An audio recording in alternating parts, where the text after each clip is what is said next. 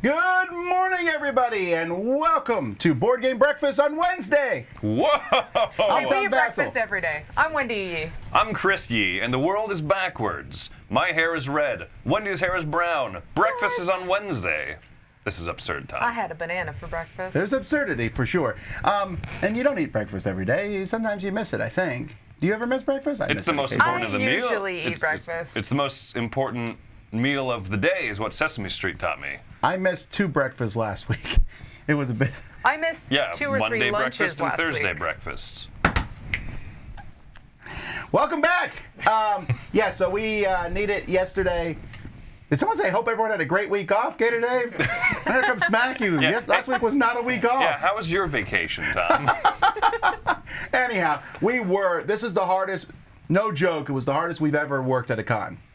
I think that's not even exaggerating. I played a few games, and the rest of the time we worked all the way through Monday, getting everything in here. And then yesterday we took off. You didn't take off. Well, whatever. To recoup, and I still was like quietly sitting in my office all day. Yeah, that's working on stuff. And then now we're back, but on Monday of next week, Summer Spectacular starts. Okay, but before we do all that, we have a contest. We want to say thank you to our sponsor, Forbidden Games, which incidentally, well, let's talk about this first. We're talking about Lizard Wizard, even though we're showing you Raccoon Tycoon there. Lizard Wizard is a sequel to Raccoon Tycoon, and you can win a copy of this. All you have to do is email us at contest@dicetower.com. In the subject line, put school, because this is the time of year where they start having back-to-school sales, which as a kid irritated me to no end. Right, I just got out. Right, why are we talking? My mom would be like, we need supplies. I'm like, we do not.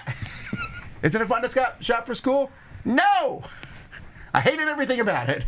Oh, I love shopping for school supplies. Like those brand new crayons. No, even as a kid. Nerd. Like brand new crayons, brand new pencils that haven't been sharpened yet. So in the body of this, what was your favorite thing to get when you went back to school? What is the answer? What was your favorite school supply to shop for? Okay, Pass. Okay, Mike One had year- one of 2 correct answers. His was Trapper Keeper, yes. If parents bought you one, which I got is not for a everybody. fancy mechanical pencil one year that had a twist-up eraser, so the eraser was like an inch long. Ooh. So because you always run out of the eraser before you run out of the lead. I always was got the crayons wonderful. where you took the crayon out, the different colors, and pushed it in, and the other ones came out. Oh, yeah? I always saw the Those are lead. Yeah, the lead Yeah. that you would poke in like that. But the I other guess- answer is I guess a multicolor. lunchbox. I guess multicolor pen. I The always time had where you school click lunch. down the Ooh, different. yes. That actually excited me. Oh, those are fun. And they're also quality pens. Yes. Yes, they are. And especially when it came with the 4th color green, which has no use at all. Anyway, so we're getting off topic. Lizard Wizard, great, quick, fast, fun game. And the reason I mentioned that, incidentally, we're being sponsored by Forbidden Games, is the very first opening game of the Summer Spectacular next week will be Mosaic, which I'm very excited to see. Glenn Drove himself will be coming in and teaching that to us. And so next week, the Summer Spectacular starts with Board Game Breakfast, then Mosaic, and then all kinds of stuff. But there's 2 really cool things happening. On Thursday, the Dice Tower Awards will be announced, and an announcement video. Folks, you do not want to miss it. I already have most of the announcements. We have scoops, like real scoops. Like scoops of ice cream. Scoops Ahoy, baby. I would like a triple Should we all decker eat ice scoop. cream while we're watching that Can video? we please? Yes! Oh, ice cream's my favorite. Forgot this table reverbs so much because the legs are metal. Anyway, some really cool stuff. I believe currently we have 15 to 16 announcements from different companies. It could go as high as 20 different announcements from various companies, things that have not been announced anywhere else. Really cool stuff, so you want to see that. Anyway, all kinds of stuff coming up in that regard. I think that's all the intro stuff I needed to talk about. There's a lot of things happening. Also, even though we're having Board Game Breakfast today, there's also Board Game Breakfast tomorrow. So just to keep that in mind. Back-to-back breakfasts. Double scoops, baby. All right. Delicious. Well, we'll be right back. Hi, everybody. Hello, we are Ryan and Bethany. From Ryan and Bethany Board Game Reviews. All right, today we're talking about Manifest. This is the second edition. This is a pick up and deliver style game. You're picking up cargo, you're picking up passengers, and you're dropping off at various points around the world. This is also has some back and forth, some take that cards, some pirates that can attack you, make you lose your cargo, which can be a little frustrating. But speaking of picking up and deliver, there's been something a little hack that I've been trying recently. I don't know if a hack is the right word. That's the buzzword that you say, right? Whenever you find something that works for you. We don't watch a whole lot of TV in our house, but when we do, I feel very stagnant, right? And that's just not good for my health. One of the things we've done is I've been starting to put the remote control by a little set of weights that we have over in the corner. So that way, when we're going to watch TV, I have to physically go over to the remotes. We are sitting on top of the weights, and I have to walk away back to my chair with those weights in my hand. So that way, when I'm watching TV, I can at least be doing something a little bit. Another thing we did was we bought a little stationary bicycle pedal thing so that even as we're playing a board game, we can be pedaling on a bicycle. There's little things like that to make sure you're moving even when you're stagnant has been a cool little thing for us. So back to the game. Manifest was a game that was fine, but gosh, I just didn't enjoy it. I was kind of frustrated when we were playing with it.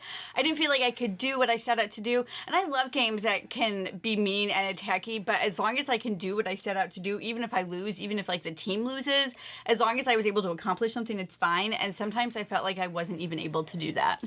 Yeah, I mean, I want to be able to pick up my things, and I want to deliver them. This is like a pick up and lose them kind of game. pick up and deliver. It felt like it had some outdated mechanisms to it. A lot of the dice rolling that kind of determined a lot of the outcomes.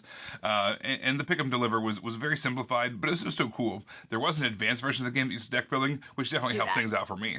If you're going to play this game, go to the deck building right away.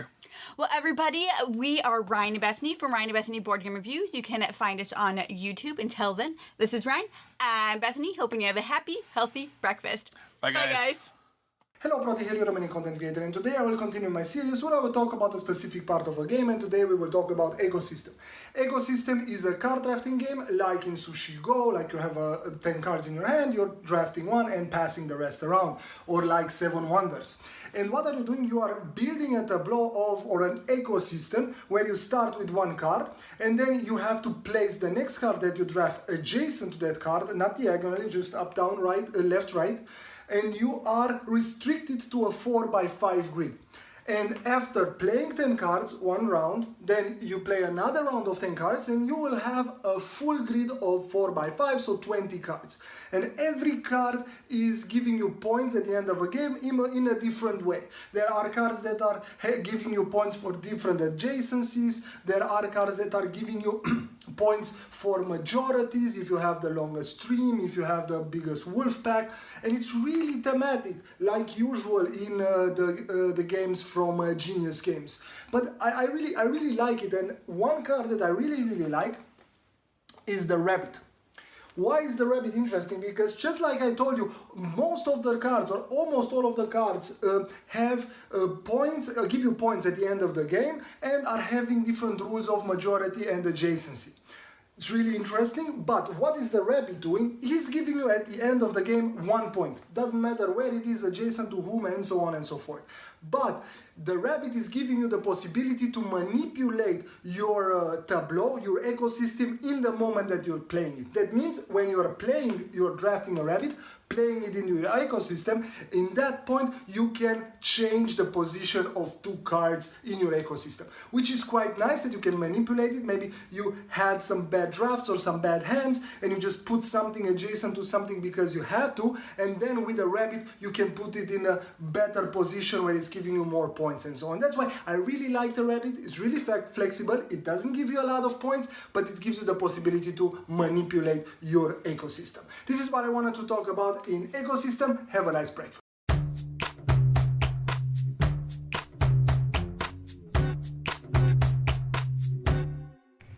Just recently, they announced that they are reprinting Aladdin's Dragons as Keatom's Dragons. Keatom's Dragons. A fantastic name. Oh, yeah, it's much improved. So anyhow, I'm looking here at, so today we're talking about Cathedral, which is a game here that in 2003, I reviewed this. It came out in 2002, but I reviewed it in 2003 because I finally got my hand on one of the 500 copies of this game. And I said here, my opening line says, If there's one game that I could pick to be reprinted, it would be Cathedral. One of his previous games, Kingdom, was republished as Aladdin's Dragons, a fantastic game, and I think Cathedral is the same promise. Well, 19 years later, I'm still waiting for this game to be reprinted. Come on, Mr. Breeze. Let someone reprint this game. So Cathedral, the best way I can describe Cathedral is as it feels like a slightly more advanced Catan. It has octagons, which has always impressed me about the game. And you're building a big cathedral, well, cathedral, whatever. And so the octagons, I'm going to show them a picture. You just have to take my word for it. Oh, they have little squares in between. There's little squares in between, and then you're moving your workers around to get different resource cubes. But you're never really... It's basically Wasteland Express delivery service. Same game. Got it. And there's like the whole board there with octagons and cubes. Octagons, the underutilized thing for board games. And there was law cards. Was basically move workers around. Mike is spoiling you all. Look at that. The star treatment that everyone. You move workers around on these little octagons, and in between them on those octagons then have little squares in between them, which give resources. Use those resources to buy sometimes law cards to give you special abilities, but eventually you're trying to get resources to build the cathedral itself. You build chunks of the cathedral, which back then was a much more unique and interesting theme to help build a large structure together. Nowadays, that's been done quite a bit. So at the end of the game, are you like, this was my part of the cathedral? I get more points? Well, like when you build a section, you would get points for that. Oh, okay. I really am surprised this one hasn't been done. Now, I will say this. I have not played this in a long time. So maybe it has not held up as well over time. And it probably could I said probably twice there. It likely could use some redevelopment and updating. Although I think Aladdin's Dragons has held up pretty well. It has held up for the most part, I think, really well. It doesn't feel modern, but it's held up well. You know, two different things, I guess. I think the flow still I think works. the one part of it, which I doubt they're going to change, but the guards and I feel like that was the biggest problem. It's a little bit silly, yeah. And also in a 5-player game, Aladdin's Dragons, you could be like, oh, I got hosed 2 turns in a row and got nothing. That's very possible. Anyway, we're getting off track. Also, Aladdin's Dragons is not a worker placement game. It's not the first worker placement game. Stop saying that. Is it the first key game, is what someone's asking? No, I think it was the second. This is the third one. I want to say Keytown was the first. Key to the Kingdom? Was No, that not Key to the Kingdom. That's a very different one. Do we have this one in the library? Because I know we have Keytown is 2000. I know we have a handful of key games. Do we have this one? No, and this is one I would love to get in the library, but like I said, there was 500 copies, and I foolishly got rid of mine years ago when I was downsizing. But yeah, this is one I would love to get back in. I have actually looked for it, but it's, because it's so rare, it's going to be pricey. Gator Dave points out the cover looks like Key the Drawl. It does look like Key the Oh, Drawl. now I can't unsee that. Anyhow, that's our game from 20 years ago. If you have a chance to play it, play it. But other than that, wait for the inevitable reprint, although... Come on, Vassal's Law. Kick into gear. Well, yeah. This is a segment where we take a look at a board game based on an IP. I tell you if the IP and the mechanisms match. Today we're looking at Disney's Return of the Headless Horseman. The play of the game is fairly easy. Each player will choose a card from their hand, and they will place it face down. Then, let's say you're playing a 2-player game, everybody will reveal their cards at the same time. If they match, that's good news because Ichabod can move 1, 2, 3, 4, 5, 6 on the track. If you land on the symbols, something will happen. If you land on one of the ones that don't have a symbol on it, nothing happens. Then you're going to look at the bottom of all cards played, and the horseman will move this many times. So 2 plus 2 is 4, plus 1 is 5. And then the question mark will move depending on what the difficulty is you selected. So 2, 4, 6, 7. So the Headless Horseman will move 7 spaces. This will continue until the win condition, which Ichabod gets all the way up there, or the losing condition where all 4 pumpkins are known. I would probably argue you couldn't get closer to an IP and mechanisms for a children's game than they have in this one. You're racing the Headless Horseman. There's a spot where you get really discombobulated and you get put on the spinner and you spin around and you get kicked out somewhere, which really works. This is not a spin and move. This is a game where you play the cards and if they match up. There's no table talk involved in this one. I like this game a lot. You're racing the Headless Horseman. There's certain spots that will do things and help you out. They will hurt you. And then flipping over the tiles till you get that pumpkin made where it's coming right at you. This is excellent stuff here. My kids really like this one. It plays quick. The theme and the IP go right together for it. I like that you're moving on every turn. The kids are doing something on every turn, and it sticks right with the storyline. So you could literally do a double feature of this. Watch the cartoon, play the game, high five as you beat the Headless Horseman, and you win. And I found this game to be most excellent and what I'd recommend, but the IP and the mechanisms definitely match.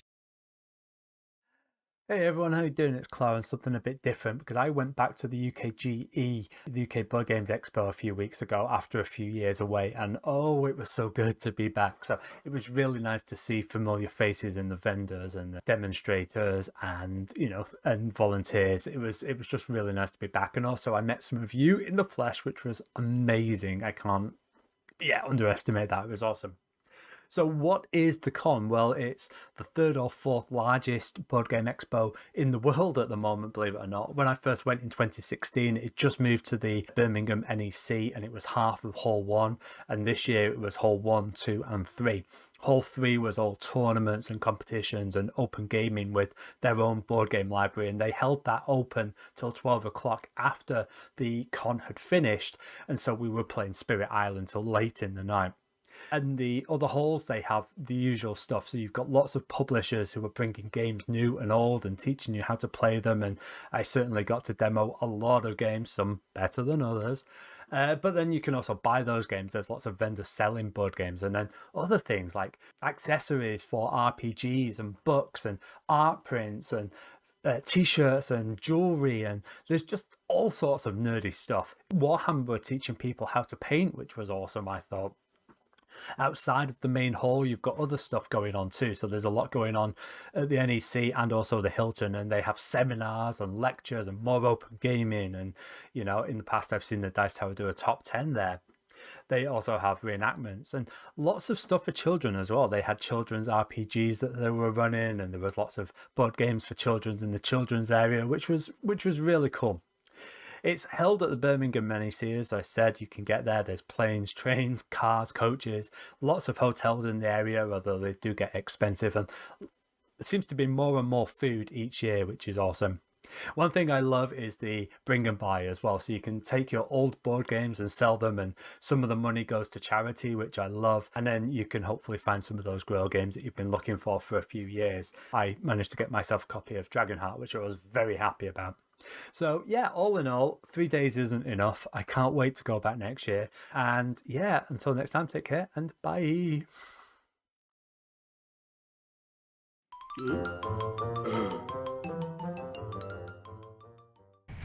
You know, I realized I had the wrong production schedule, but I had the Summer Spectacular one open, so that's coming. That would have been spoilers. So today's Wednesday, so we've already missed a couple days. A few things went up on Monday, if you missed them. The end of the Marvel X-Men United countdowns happened. We're going to be doing a large video that has all the heroes in one big video with some part of it is that there was some people pointed out that there were a few rendering mistakes in the individual listing of the heroes that we did. Nothing major. You can read the name of the hero on every card that Tom is showing. But we want to do one little corrected video of it, so it's going to be the whole 80 through 1, and that'll go up at some point this week. It's going to be like a... That's quite the video. Hour and 15-minute video, probably. Longer. Woo! Yeah. All right. But hey, if you want to see it with all the little corrections, yeah, unfortunately with the rendering of one of the graphics that we used, it was just glitchy. Yeah. You did a Q&A yesterday, Tom. I did do a Q&A yesterday. Yeah. I forgot about that. But today, crowd surfing is happening at 2 o'clock. Mike DeLisio is back. Hopefully, unless he No, I'm good. Suddenly at lunchtime he's like, I gotta go. Sorry, guys. Like, come on, Mike, you're turning into the Snuffleupagus. I talked about how I upgraded Gutenberg this week. Several of our playthroughs. Oh, you're gonna want to watch the Gutenberg one. I love the Gutenberg upgrades. I had several people tell me they liked those. I was very happy with that. Yeah. Brian is reviewing Summer Camp. I have a shelf review going up. We have Best Games of 2021 Revisited. Who's that? Is that me? That's somebody. Anyway. Is that you, Mike? I don't think so. No, I think it's from our. It might be you, from our Tom. 24-hour marathon. Maybe it's me. I don't think so. I don't know. Doesn't matter. There's lots of videos going up this week. It's Tom's evil brother. I'm doing my Evil top twin 10 brother. Space Cowboy games, and our blog from Dice Tower East will be going up, as well as several different reviews and What's things like the that. Big top 10 tomorrow. Oh yeah, tomorrow there's a top 10. We're back. Mike is back for that probably.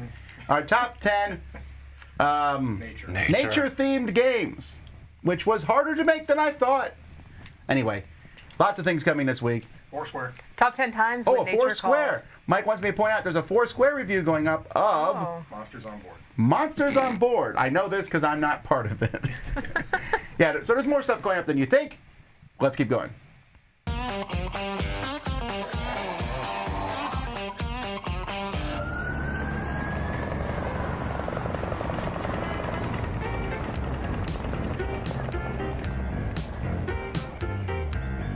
Assalamu alaikum. If you know me, that I love making story modes for board games, and Quadropolis is one of those Days of Wonder games which was easy to play about city building, and I thought, I could make a really fun story game, story mode for this game, which is going to be about a city which has been recently flooded, and you are some university students who are brought in for internship in the city hall to actually help rebuild the city with new innovative ideas. And that led to a 10 mission campaign, which are going to add a little bit variety in each of the missions, as well as give you a overall coherent story which you can play with your family if you love this Quadropolis game. So if you're looking for more content or more replayable sessions out of your game, then look for Quadropolis story mode on the BGG file section under Quadropolis. That's it for me. Happy gaming.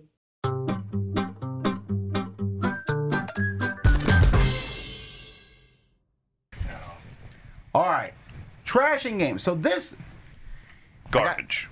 No, I got to be careful how I phrase this because I don't want to... Because Tom has literally thrown a game in the trash. Well, yes. On Many camera. times. Well, yeah, but that one I recovered. That was an empty trash bin. And anyway, Sure, so here's the sure. thing. Several companies these days are talking about the fact that their games are made of recycled components, so on and so forth. I don't want to really get into recycling or not. That's not the point of this. But it made me think about how necessary that was. And so my question to you and to me is, when do you throw games away? So over Dice Tower East, we came in with, no kidding, 2,500 some games in our flea market. Yes. We sold those games for, in my opinion, very reasonable prices. Like, very low. And then there were still games left. So then we sold them buy one, get one free. Even cheaper. And there were still games left. Then we said, fill a box with games and pay us what you want. And at the end, there were still 5 or 6 games left.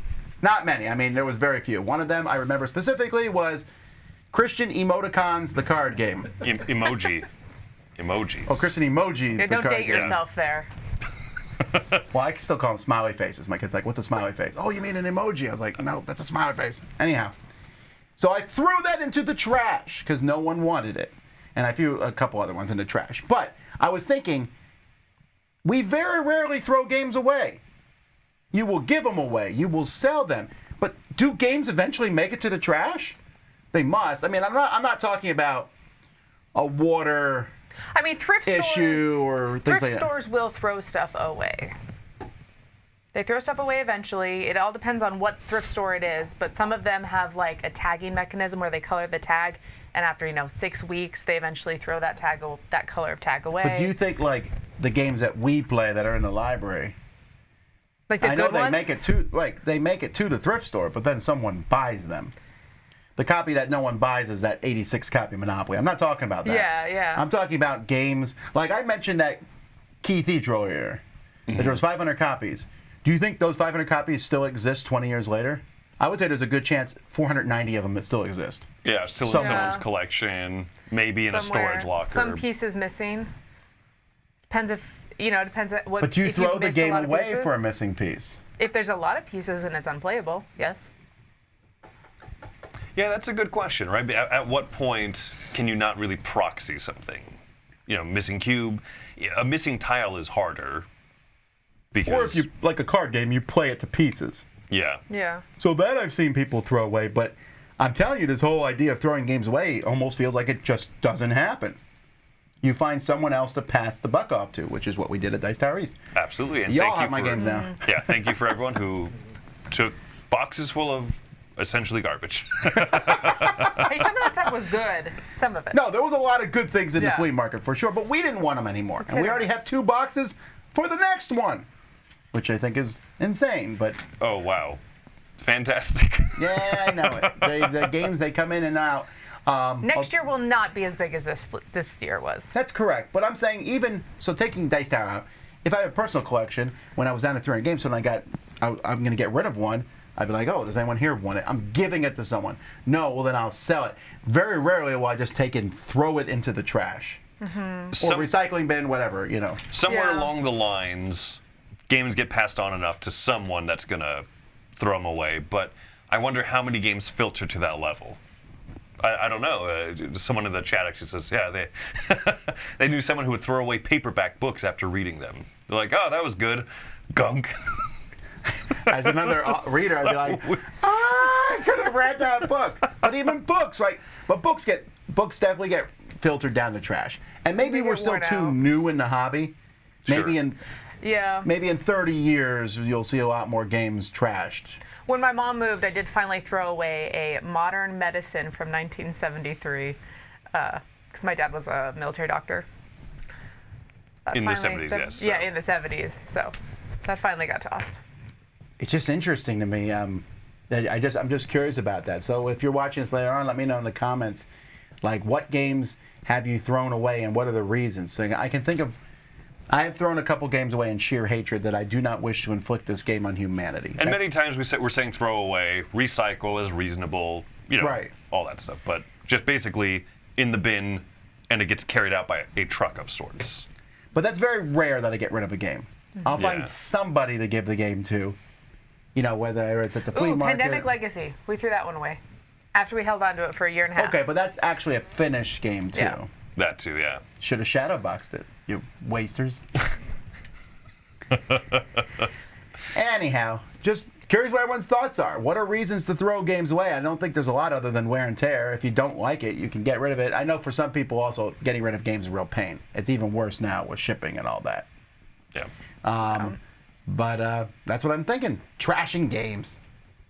Hello, my name is Aaron from Board Games, Bricks, and Hobbies, and welcome to One Word, One Question. Today's word is completionist. Now, a completionist in video games typically refers to someone who wants to collect all of the stars in Mario or complete the logbook in Metroid. Now, in board games, a completionist typically refers to someone who wants to get all of the content for a game. Promos, convention exclusives, and expansions. You just want to have all of that content. So today I wanted to ask, how much of a completionist are you? Answer A, if you're a completionist for pretty much every game you have, you want to collect everything and have all of the content. Answer B, if you're a completionist for a select few games, maybe just your top 5 or top 10, or just a couple favorites. Answer C, if you're not a completionist in that sense, you don't really care so much about getting all the expansions.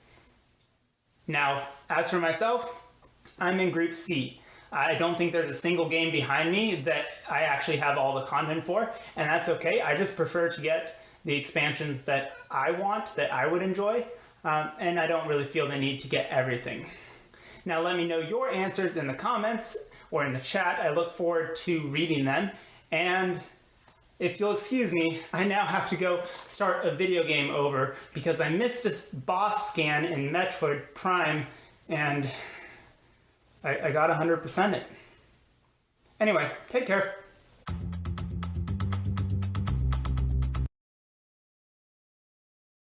What is up? My name is Matthew McCack, and this is Smashing Buttons and Slamming Cards. This is a segment where I talk about a video game I love and I connect it to a board game I love. And this week, and well, for some weeks, what I'm going to be doing is a new series within this series where I'm doing a top 1 list.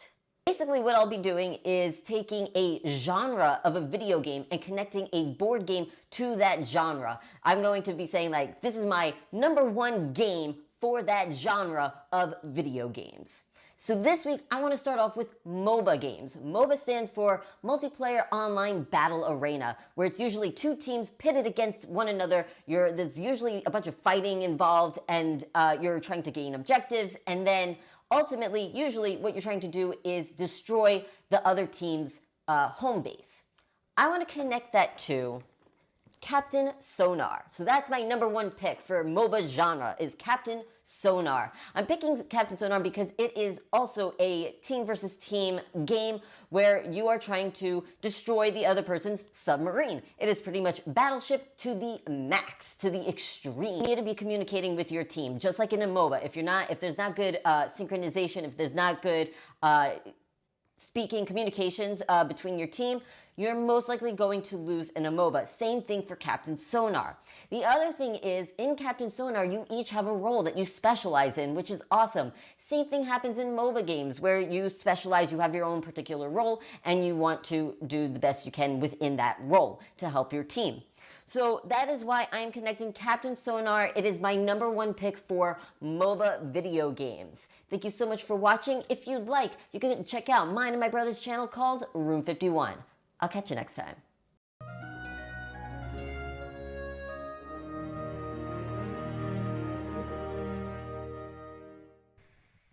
Hey, we're repeating what we did earlier. We're Stranger repeating Things. what we did earlier. Stranger Things. So we talked about the first half of season 4, and now we're talking about the second half of season 4, which has the longest episode of a television season ever, I think. Did it break records? Who knows? You never know. There might be some. Unofficially. There's miniseries. And miniseries are usually like... This is longer than most mini. So the 2 hours. The 2 episodes, the first one was an hour and a half, the second one was almost 2.5 hours. I watched a 2.5-hour episode of Lewis and Clark because I had to as a kid. You were off on some weird tangent. Let's talk about Stranger Things 4. Yeah, we don't need to talk about the adventures of Superman anymore. Good grief. Anyway, so Stranger Things 4, this is a pretty...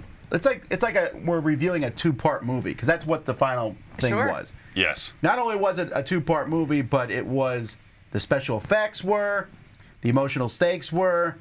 There's going to be the tiniest spoilers here, because I can't avoid talking about it without talking about spoilers a little bit. We're not going to spoil what happened, but... Okay. I was just giving people time to like skip ahead or mute their thing. But essentially the biggest thing, that's a minor spoiler, is there will be Stranger Things 5.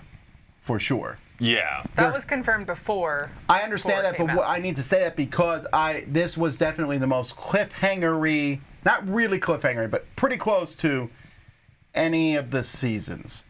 Yeah, For example, when season 3 ended, if they said we're not doing season 4, I'd have been like, oh, that's a bummer, but I would have been okay.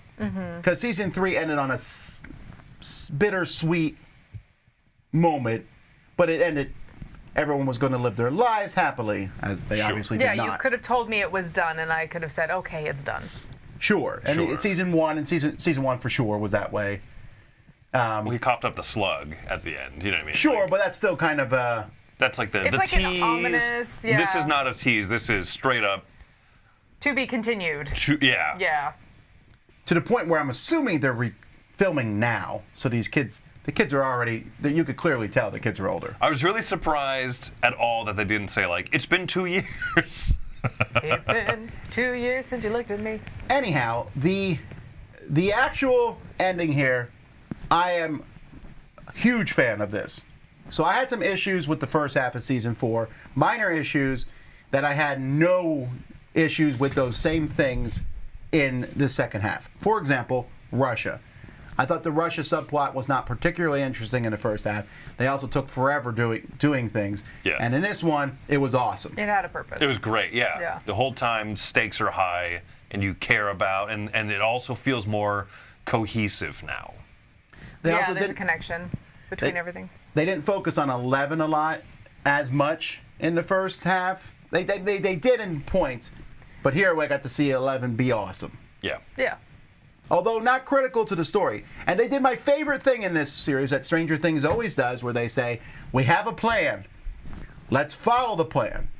Which led to, and if you follow Facebook at all, it's one of the most epic moments of Stranger Things ever. Oh my gosh. Which is just fantastic. It's so good. You know what I'm talking about if you've seen it. As someone who was watching that moment thinking like, this feels like it's made for me, you know. But it's not made for me because I don't like rock music that much, or metal music. Yeah. I'm not a metal music guy at all, and I still was like, yeah, that's good. It didn't get to the point of cheesy, which I appreciate. That was a very narrow tightrope that they walked, because I thought this is great and made for me, but also this is just really well done, and it feels earned, right? Because it's part of the plan. It's not just the core of that character. It's not just let's have a cool moment for a cool moment's sake. It was a really cool moment that fit in the whole story. It fit with the plan, so it felt really earned, and I loved it. I like, the only thing I didn't like about this finale was, I think a couple characters, everyone has talked about it's bloated. I don't have as much of a problem with that because it was really long, so they gave everyone their due time. But I feel like they could have cut Pizza Kid out of the series. I didn't like him at all. And frankly, I wouldn't have minded, this could sound terrible, if Will had died in season 1 or 2. Because why is he still around? He's not given a lot to do. They gave him a really, seemingly, I thought, out of nowhere subplot. Because I didn't see that build up in the first couple seasons. And him and his brother, in fact, again, like I said, that whole group from California, I don't know. If 11 wasn't with them, I would. Yeah. And also the main character, Finn. I don't know. But the people who stayed in Hawkins are amazing, all of them. Yeah, the California subplot is a tad bit of an addendum, but I like that in this second half everything ties back in together. It did, but again, they almost weren't needed. Anybody could have built that pool. Sure. Yeah. That whole, they were not. Because they've already done that. It was all about the pizza kid, Tom. He made a pizza. Pizza dude is yeah. That was Pineapple spoilers. Is delicious. He makes a pizza. Okay, I was a little amused by that part. but the special effects were great, and they also felt like two very different things. I was like, there was a lot of like, yes moments in it. There was some very sad moments in it. So I remember... I did not expect the ending at all. The ending surprised me. Yeah. I remember the first chunk of episodes, Chris and I were wondering where all the 11 past that we were looking back on, where that fit time-wise and age-wise for her. And I appreciated this put that all in context, because it felt very like, did this happen right before she escaped? Did this happen like years before she escaped? That's when true. Is that? I appreciate that it like put that all in context, and it wrapped that up for me. Apparently they said that this is one overarching story. We'll see with episode 5. Apparently they planned, like they were hoping to do a 5-season, like that was their original story. I'm cool with that, but I do want them to finish after the next one. Yeah. I don't want this to be a continual thing and fizzle out. I think that's what the plan is. The plan. The next season is it. They're gonna actually wrap it up, and I would love that. I would love that because there's too many shows that get extended past what they can carry. I was hesitant going into season 4 for that reason, and the season has completely re-won me over again. As weird as that sounds. No. Do you think in the next season they're gonna pull back all those kids from New York, or like all those special powered people from New York that when 11 went on her like weird little like find herself mission seasons ago? Do you think that's gonna happen? Or do you think it's just kind of like forgotten? If you look at all the episodes of Stranger Things ranked, I'm pretty sure that's the lowest ranked episode of Stranger Things. I think so. Oh, I believe it. Across the board. I believe it. But I wonder if she's gonna unite the troops. I don't even care. We don't need new characters. Besides, I don't want any new characters. It hurts my heart. Well, they're just there to die. If I want that kind of an ending, I'll just watch Endgame again. It'll be more emotional. This is a good series to watch. Do not watch with young children at all. Oh gosh, no. Okay, I mean at all. But I think it's my favorite season of Stranger Things. I do. I mean, season 1 was great. Season 2 was not as good as Season 1. I thought Season 3 was really good, but I'm a big fan of the mall. And I love Steve Harrington's arc in this series. I love it. I know everyone loves him now, but I like the fact that they turned a bad guy into a good guy. And they did it very believably. Not by the way every other sitcom does it, which is, oh, there's a worse bad guy.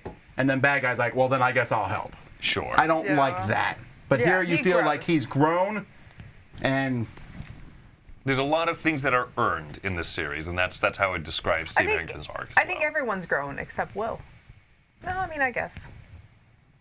He just hasn't done much. Also, Will needs badly to visit a barber. I'm trying to... Anyway. Apparently his actor has, like, really asked for that, and they keep saying no. Oh, and that's another small thing. I thought the mother... Winona Ryder. Winona Ryder, but I can't remember. Anyway, she should probably care about her children a little more. I feel like it's okay that she's in love, great, but also...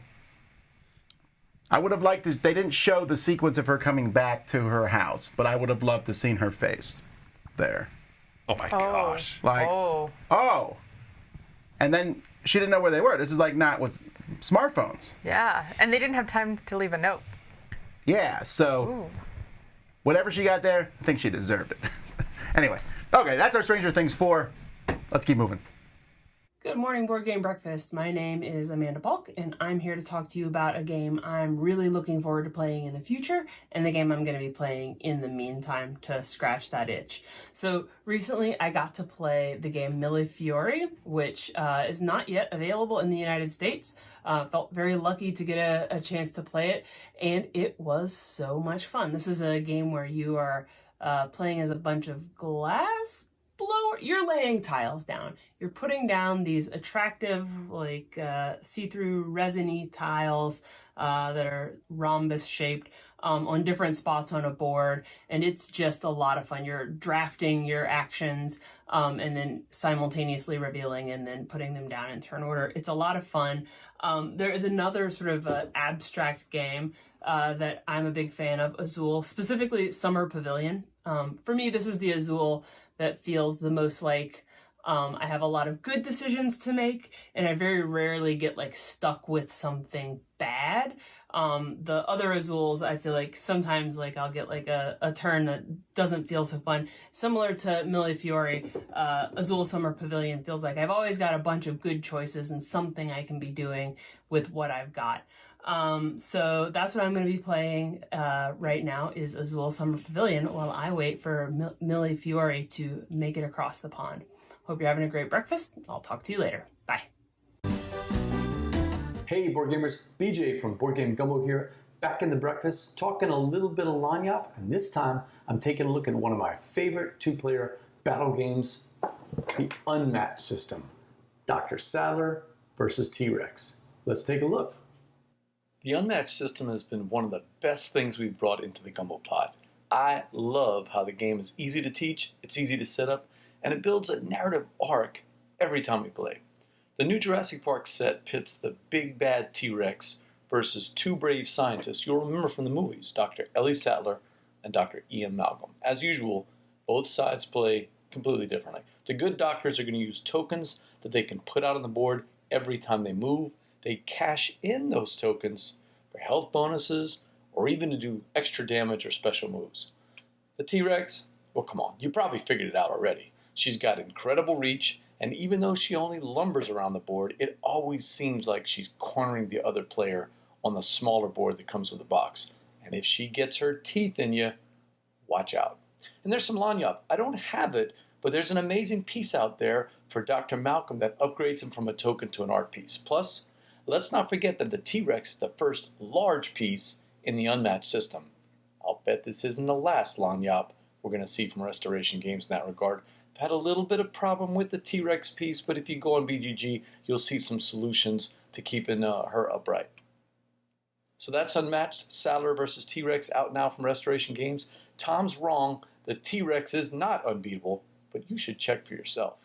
All right, so that's the Unmatched system. This time, Dr. Sattler versus T-Rex. Of course, Dr. Ian Malcolm thrown in, and that little bit of Lanyap. this time we've got our first large character. And what do we do about the big T-Rex stomping on the board? Until next time, laissez-les bon temps rouler. Okay, so there's two things I want to tell everybody, and I'm forgetting the second one. But the first one is, don't forget this coming September, the World Series of Board Gaming. I'm going to be there, and there's still time to sign up for that, to be involved in all the different tournaments. The Dice Tower is sponsoring the open gaming area of that, which I'm a big fan of, open gaming. In fact, we're using the Dice Tower West Library for that open gaming. So I hope to see you all there. That's going to be a lot of fun. That's still quite a bit away in the future, but definitely something that I'm looking forward to saying hi to everyone. And I just remembered the second thing. Today is the 13th. In 2 days is the 15th. Do you know what that is? And the next day is my birthday. Friday. It is your birthday. I did remember that. Also, it was Mike's birthday. Mike is even older now. He's even older than me. No. Mike, you keep doing that. July 15th is Nerds Day. I know a lot of people were disappointed yesterday for Prime Day. Is Prime Day still going on? I can't remember. Yes, it's the second day of Prime Day, Hang on a because second. every holiday that has the word day in it should be 2 days. Sure. But Nerds Day is from Game Nerds, and that is this coming Friday. It's 24 hours of them doing your sales, like every day at, is that at 2 o'clock? Yeah, the deal of the day. The deal of the day. 1 or 2. 1 o'clock. 1 o'clock, sorry. Is it deals all day instead of deals It all is. day? It's 24 hours, Okay. and I've seen the list of games, and they are good, solid Do you have another games. ice cream scoop? Game scoop? Oh, You Mike don't is need new smiling. games, Mike! Why do you there's think he got something- rid of games so he could It's buy the more thrill games? of looking at the discounts that I will never spend money on. So that's GameNerds.com. I think they're a great place to get games. I like this whole idea of the Nerds Day. We had initially wanted to time our 24-hour marathon with it, but it just didn't work out. But either way, now you can stay up all night with them. I'll tell you, I saw on BoardGameGeek.com, the forums there, the Prime Day discussion thread that was going on. Game Nerds popped in and said, "Well, that's cute." Did they really? There's something to that effect. Like, yeah, well, if you're, people are complaining. There's not Hold my deal of the day. Yeah, hold my deal of the day. There you go. No, they popped in there and said, there'll be good stuff. There's the list of games. Ooh, I'm really excited about that one right there. Secrets, we got some secrets. Yeah, but those are not small games, right? Ooh, I'm really excited about the other game underneath the cursor. No, but like those are all top tier games. Yeah, those are all Ooh, legit. that one's really new. Look at that one called The Game right Mike's there. gotta see it. Ooh, we have a Wild Mike Delisio appearance. Ooh. Yeah, there's good stuff. Yeah. There's that one. Uh-huh. That one's good. I might bite. Ooh, I might bite. I've been curious about that one. Get your energy drinks ready. You want to be up for that. All right. Anyway, we'll be back today at 2 o'clock doing our crowd surfing. And man, is there some interesting projects and some hilarious projects. We'll see you then. Anyway, until next time, I'm Tom Vassell. I'm Wendy Yee. I'm Chris Yee. Have fun throwing games away. Don't do it. Maybe you should. I don't know. Thanks for watching Board Game Breakfast. Tune in each week for your daily dose of gaming goodness with Tom Vassell and all the gang.